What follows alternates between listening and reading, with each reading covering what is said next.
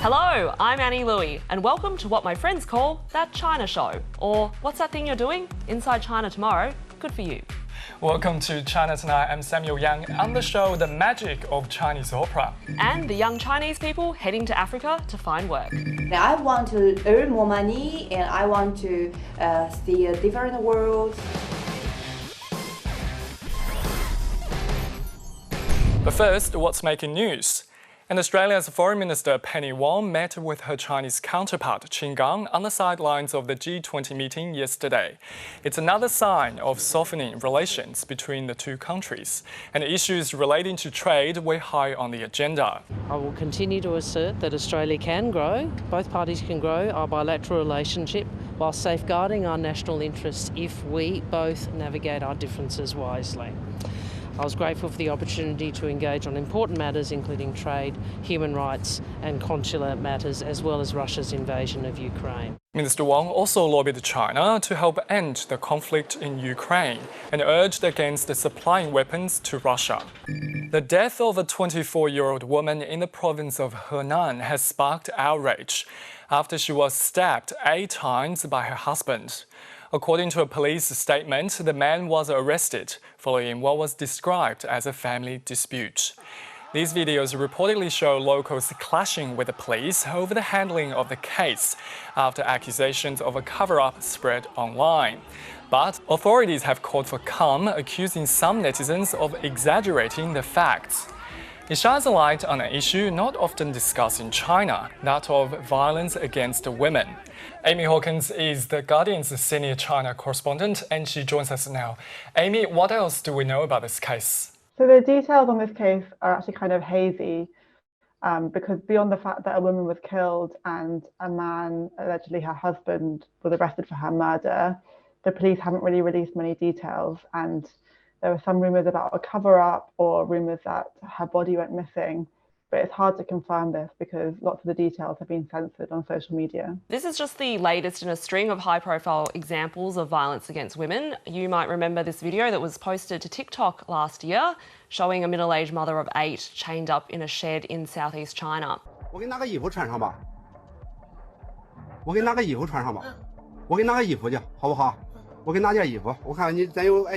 And we know family violence is a major problem in Australia, for example, but what is the picture in China? Yeah, so as with many places, domestic violence is a huge problem in China, and the government estimates that around 1 in 4 married women will suffer from domestic abuse, but that's probably an underestimate. And they only passed a law against domestic violence in 2016. That said, there's often a strong reaction when cases appear online. So the video you mentioned provoked widespread discussion about the problems of human trafficking. Last month, there was a case online where a man was only fined $60 and detained for 10 days after throwing acid at his wife. And there was also a viral video last year of a group of men attacking women at a restaurant in Tangshan. And in that case, the government was forced to react, but even then they blamed organised crime rather than sexism because they're really afraid of fueling the feminist movement. As we said, there are reports of protests over the case. What does that tell us about the people's faith that these issues are being investigated properly? Yeah, there's often a lot of anger about the way these cases are handled. And that's because the authorities place a lot of value on social harmony rather than protecting women. And that can lead to complaints about domestic violence being ignored, even if the woman files for divorce or files a police complaint. And so in this particular instance, it's hard to know specifically what people were angry about and what the protests are about because the information is so controlled, but it's clear that people are not satisfied with the official reaction. The annual 2 sessions meetings will begin this weekend, where Xi Jinping's unprecedented 3rd term as president will be formalized, and the government's agenda for the next 12 months outlined. The 2 sessions refer to the meetings of both the National People's Congress and the Chinese People's Political Consultative Conference, which happen separately but at the same time. Amy, this is the start of the government's next 5-year term. What can we expect to be high on the agenda? So high on the agenda will be boosting GDP growth. Analysts expect that the target that's going to be set this year will be between 5% and 6%, which would be a big improvement on last year where GDP growth of just 3%, which was the worst growth since the Cultural Revolution, apart from 2020. There will also be policy to promote the birth rate. Last year, China's population declined for the first time.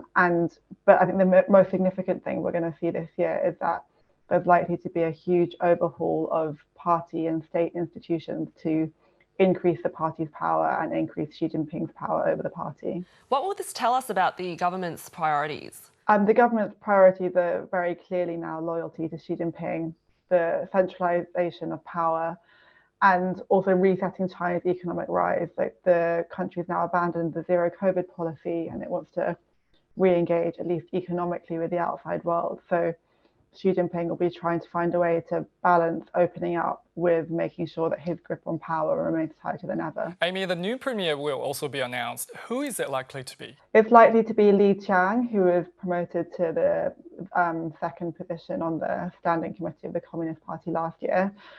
He's the former party secretary of Shanghai, and he oversaw the very grueling lockdown that controlled Shanghai for 2 months last year. He's a long-time Xi ally. He used to be Xi Jinping's chief of staff, and it's a sign of Xi Jinping really promoting loyalists to the top. Amy Hawkins, thank you for joining China Tonight. Thank you.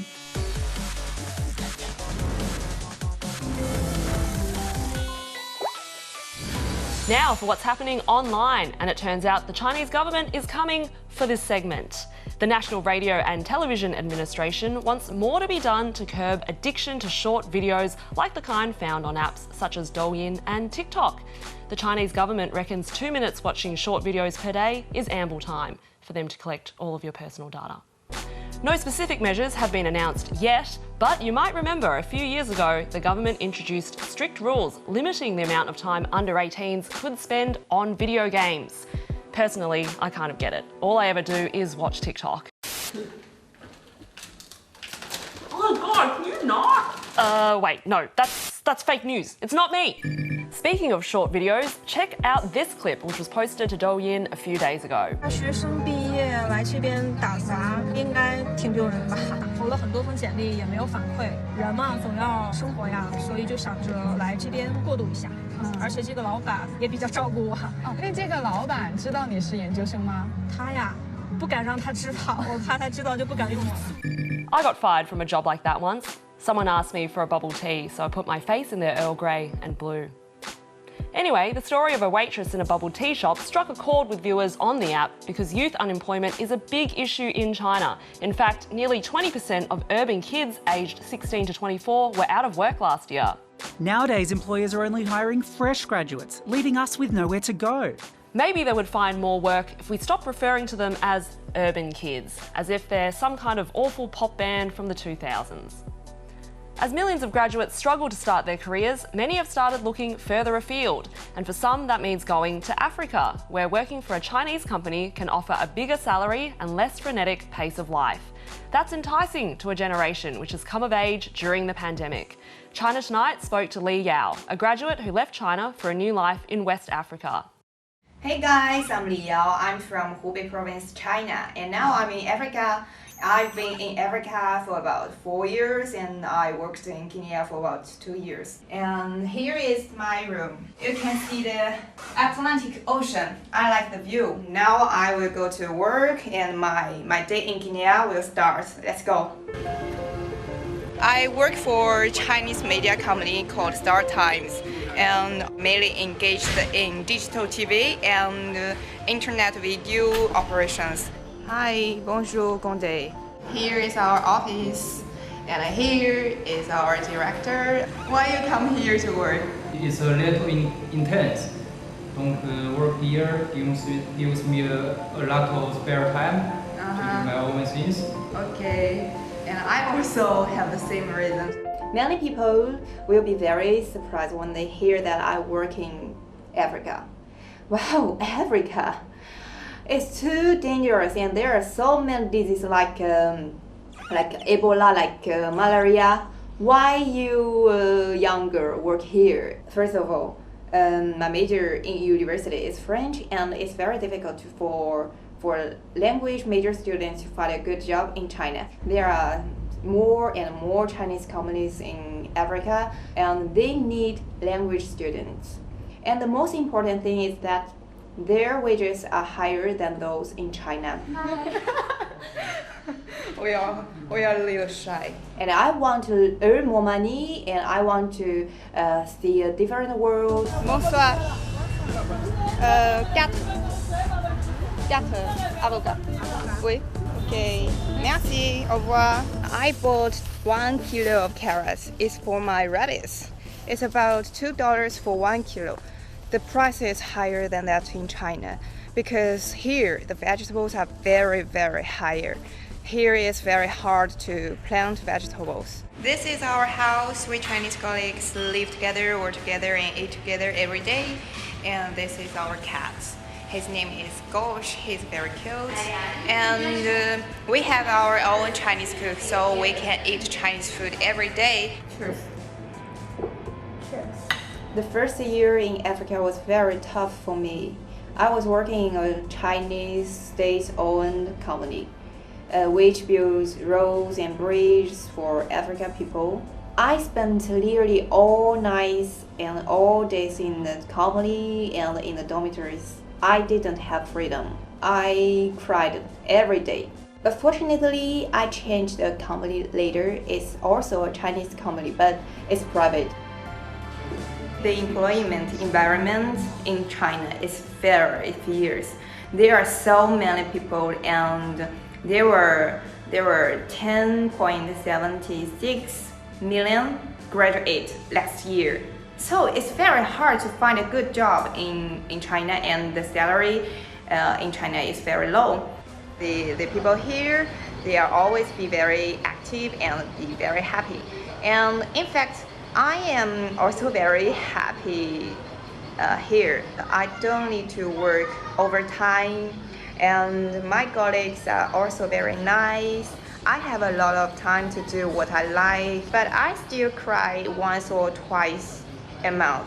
I really, really miss my father, miss my mother and my friends, and I also want to be in a relationship.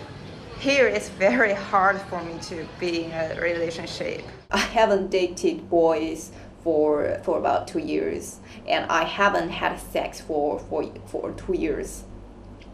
This phenomenon is very common among Chinese people in Africa.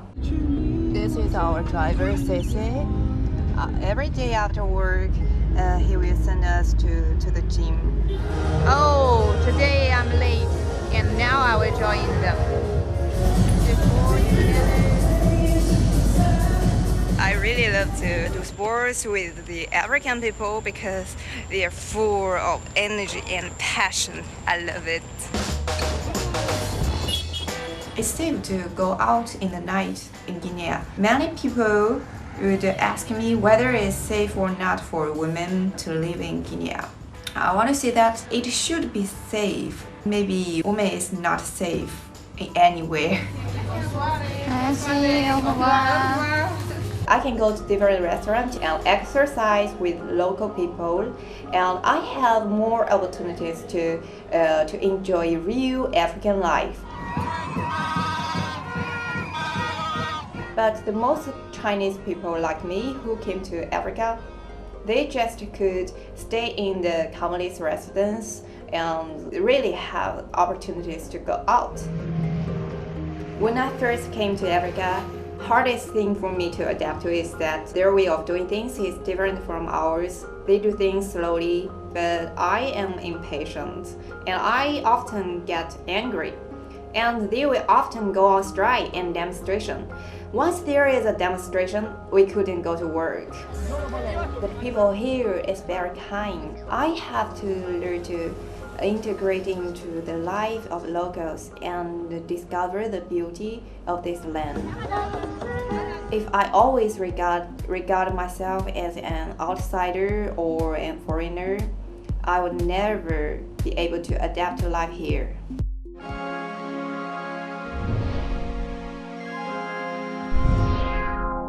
China's new Foreign Minister Qin Gang has only been in the job for 2 months, but he wasted no time in prioritizing Africa, visiting 5 African countries and the African Union in January. Bilateral trade between China and Africa surged to a record high of more than $280 billion last year. But what is it about Africa that makes it such a big deal for China's foreign policy? For more, I'm joined by Professor Stephen Chen of the University of London's School of Oriental and African Studies. Professor Chen, welcome to China Tonight. Thank you. Can you explain why Qin Gang chose Africa as his first overseas trip? He chose Africa not just because it's high on the Chinese agenda, but everyone else is going there right now as well. The Russian foreign minister, for instance, has made a visit to Africa. The American Treasury Secretary has made a visit to Africa. It's as if all of the great powers have suddenly woken up to the fact that there's a competition for influence in Africa. So for the Chinese, it was very much not being left behind. What are the Chinese government's objectives in Africa? Cultivating good commercial, trading, and economic cooperation relationships. This usually means a lot of Chinese upfront investment. And the Chinese model is that they want Africa to be able to be productive, and that means in a modern way. And that means that if the Chinese have to create infrastructure for an African country, then they will. Obviously, Africa is a huge continent. So where is China focusing its attention right now? There are 55 different countries, and the continent is so huge. You can fit China into it several times over. A lot of people don't realize that. And there are 2,000 different languages. So getting some kind of joined up foreign policy is very, very difficult with so many different, diverse peoples. But I'd say that the Chinese are focusing on 2 main parts of Africa. That's Southern Africa, and that means chiefly the English-speaking countries such as Zimbabwe and South Africa. Some emphasis in Zambia. But also I think the Chinese have got a major eye on the awakening giant of West Africa. That's Nigeria. It's just counting the votes after a very difficult election. So everybody will be looking for who becomes the new president of Nigeria. I guarantee that the Chinese foreign minister will be making another visit to Africa soon to greet the new Nigerian president. China is Africa's biggest investor, but Beijing has been accused of using its creditor status to extract commercial and diplomatic concessions, known as debt trap diplomacy. Now, you have advised African governments on investment packages put forward by the Chinese. What do you make of those accusations? Well, it's true, but I have to say that we've all tried that. Before the Chinese, as it were, initiatives, the West had Africa totally indebted, for instance, and it took a long time to clear up debt owed to the West. But when you look at African countries' debt profiles, yes, many of them are in debt to China. There's always one part of a package in which they're indebted across the board, including to Western organizations and Western countries. So it's not just the Chinese. Now, don't forget, in a developing continent, you're going to have to get credit from outside. There's not enough development to allow for a very great deal of domestic borrowing. But if you look at the borrowing profile of almost every developed country on earth, domestic debt incurred by the government is always huge. When you can't incur domestic debt, you're going to incur foreign debt. And that's where the Chinese have taken advantage of the situation, but so has almost everyone else. Professor Chen, what can African governments do to negotiate a better deal? Well, there are some signs of this happening, and I'll tell you 2 countries that are doing very, very well. And that's Ethiopia and Angola. They've learned to push back, and they push back in a very, very sophisticated form. The Ethiopians have become very, very skillful at this. So the Chinese know they just can't dictate a package. Now, that takes a lot of skill. It also takes a lot of understanding of Chinese culture and Chinese language. Now, in some ways, some African countries have gotten better at understanding Chinese language and Chinese culture than China has gotten at understanding African ways of doing things. In other words, the cultural effort seems to be made by African countries. There's a very great deal now in a huge number of African countries of young people learning Chinese. They know that in the future this is going to be invaluable for them, for their country, for their careers as the country develops. How crucial is Africa to China's foreign policy? Well, in terms of economic policy, in fact, China finds Africa useful and valuable, but in fact, its economic relationships with America and Europe are even more important. After the banking crisis of 2008, the amount of toxic debt that China bought up in America gave it leverage over key sections of the American economy. And that's much more important to China than its footprint in Africa. And a very great deal of African resources, although very, very useful to the Chinese industrial machine, are in fact not always needed now. In other words, what the Chinese have invested in is their future, when these resources will be absolutely essential when the Chinese industrial machine reaches a certain point. In terms of foreign policy, diplomatic foreign policy, that's very, very important. Russia has found the importance of that. China understands the importance of that. There's still room for multilateral diplomacy in this world. The Chinese are acutely aware of the importance of organizations like the United Nations. Now, China in Africa has been a hot topic for quite some time. What is it about Chinese interest in Africa that makes other nations nervous? We've been entering a new Cold War for some time now. This has been building up very visibly in terms of the Chinese presence in Africa. Now the new Cold War, particularly in the wake of the Russian invasion of Ukraine, has broken out, and everybody understands that there's a new Cold War. The Chinese have been preparing for this for quite some time. And Western intelligence has always been aware about this possibility of a new superpower rivalry. And they've always been aware that the Chinese posture in Africa is positioning China to be a major player in international relations of the future. That international relations of the future has now started. And basically we're in the new world, which is going to be quite a difficult new world. Professor Stephen Chen, thank you so much for your time. My great pleasure. If that story inspired you to consider unusual employment pathways, then maybe you should consider a career in the arts. Wow, I sound like a TAFE ad. Have you considered Certificate 7 in Chinese opera? Anyway, traditional Chinese operas, once thought to be old-fashioned or out of date, are on a mission to become cool again.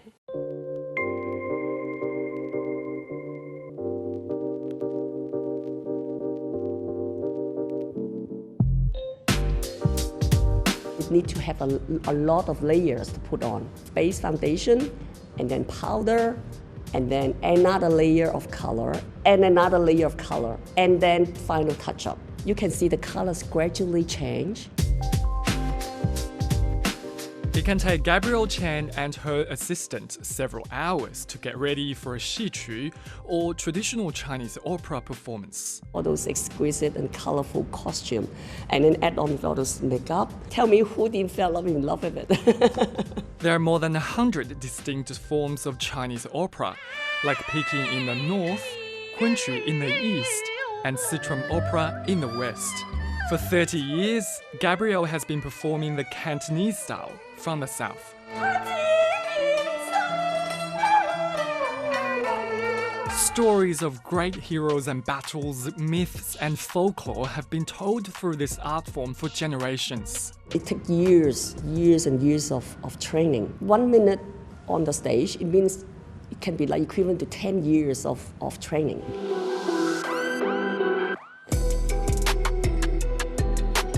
Fourteen-year-old Angela is early in her journey. She spent 3 years learning how to change her face in the Sichuan style. The most challenging part was the start, because this required a lot of patience to get it correct without making any mistakes. I think the hard part of it is over now, and it's just the fun now. A dancer must learn to change from one face to another within the blink of an eye. But how it happens is a closely guarded secret.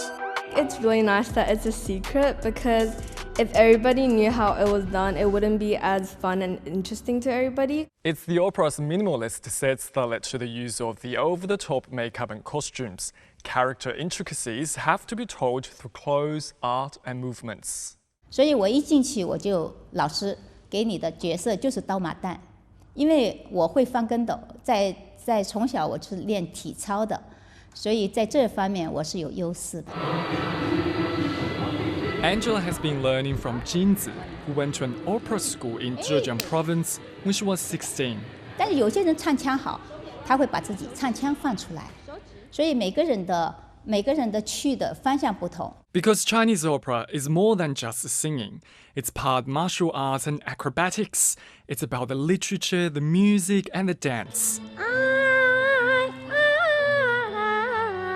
Jinzi says tickets to performances were highly sought after when she was a teenager. 我们每年的春节出去演出的时候，都到乡下送乡下，有些根本连车都没有的，只能走过去的。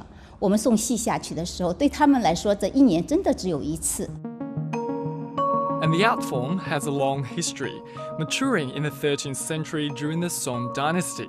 Originally for the general public, it has only become more exclusive over the years, popular in the imperial courts, and now played in theatres possibly not accessible to everyone.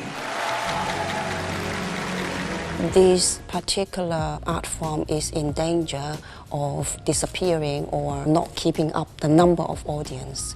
One is the Great Cultural Revolution, where you saw the systematic erosion of the traditional Chinese culture, and a lot of the professional actors or performers were persecuted. And over the decades, younger generations were brought up without much exposure to this particular performance. Because of that, you don't have enough audience, and also the training is lacking. Some variations have even disappeared over time. There are more than 300 styles existed, but actually in the 21st century, the government could only identify 162 with intangible cultural heritage. But the Chinese government is desperately trying to keep the art form alive. This cultural heritage is a very important cultural, regional, or even national identities. And actually this is something that many of the audience, or especially the older generation, feel proud of as well. They've been building more theatres across the country and giving out free tickets to school kids. There's been big blockbuster movies made about the industry, and popular TV show The Voice of China even created a special series for opera singers in an effort to increase its popularity with younger generations.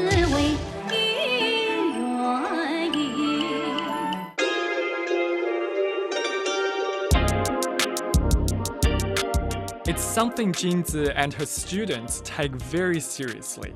现在到了外国以后，不是一份工作，真的是一份传承。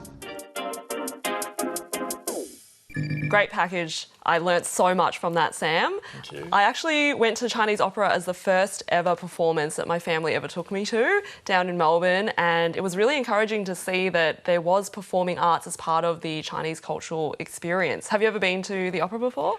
I actually haven't seen Chinese opera in person when I was living in China when I was a kid, because it wasn't accessible as we would think, Yeah, I actually haven't seen any more performances since that time when I was probably 6 years old. So hopefully it's not dying and that someone watching this package tonight is going to pick it up. We need more young kids, more like 14-year-olds to try it. Absolutely. We need more people performing Chinese opera. Yeah, if I had the lungs, I would definitely give it a go. Oh!